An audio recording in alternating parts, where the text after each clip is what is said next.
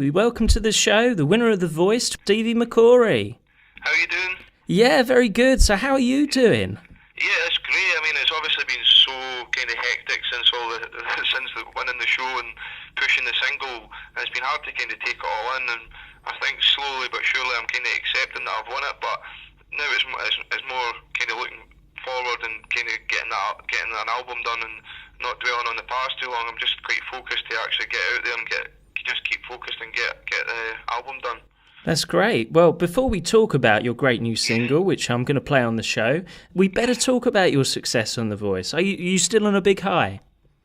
Yeah, I mean, yeah, of course. I mean, it's such an amazing experience, and to have actually won it, kind of always been in bands and, self-taught singer, self-taught guitarist, and, it's something that I've always wanted all my life, to become like a recording artist and to be touring. And I have done things close to it in the past, like playing like Tea in the Park, Wicker Man, BBC Introducing, but to actually be on this platform now, I feel like, it's kind of been the missing part for me, that the shows kind of gave me this, and people, by voting me and buying the single, they're just making things like my dreams come true. So I just need to keep pushing, and hopefully that'll keep going. Yeah, well, let's hope so. I know you said you were lost for words for winning The Voice, but now you've had time to reflect on winning the competition. Can you tell us, how did it feel, basically? I mean, it kind of just felt like you said. I was lost for words, and I was like, I don't know. I just felt like this big, massive weight was lifted off my shoulders, and I think when something like that big happens, it's really hard to kind of take it in. And I don't know if I still properly haven't taken it in. I just know that it's happened, but. Obviously, I felt emotional. I think that was evident, and I think people could see that I was emotional. And why would I not be? It's like it was such a big journey for me, and something that I never thought would happen for me as well. So to actually happen, you had to pinch yourself. Yeah, it just felt like a dream. So, how much did you learn from your mentor, Ricky Wilson? I learned, like Ricky, obviously, was always telling me just to try and enjoy the moment, because he knew the background I came from, and the reason I chose him was because I was always in bands, and he was more suited to me. He told me to kind of let go a bit and enjoy the moment, rather than always thinking of what's ahead of me.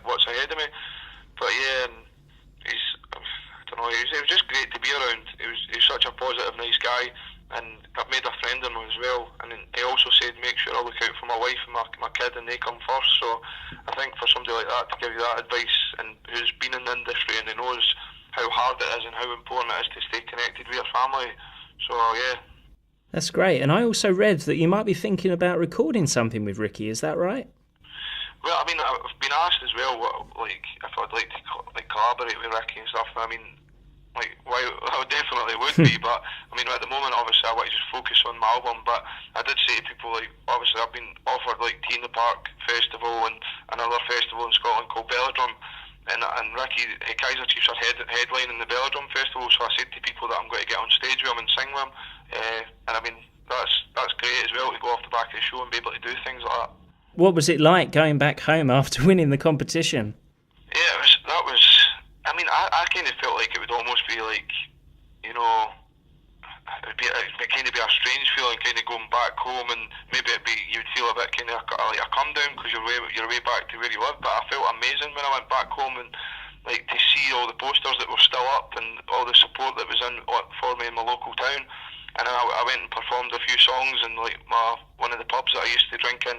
I still will drink in it when I go home. Yeah. But I mean, it was great to sing the songs to my friends and family who supported me. And then I went to Glasgow and done a busking gig, and like over 1,000 people were there, and it was quite crazy. People are almost getting crushed trying to meet me and stuff. So brilliant. Yeah, it's just great to know that support's out there, and hopefully it stays out there.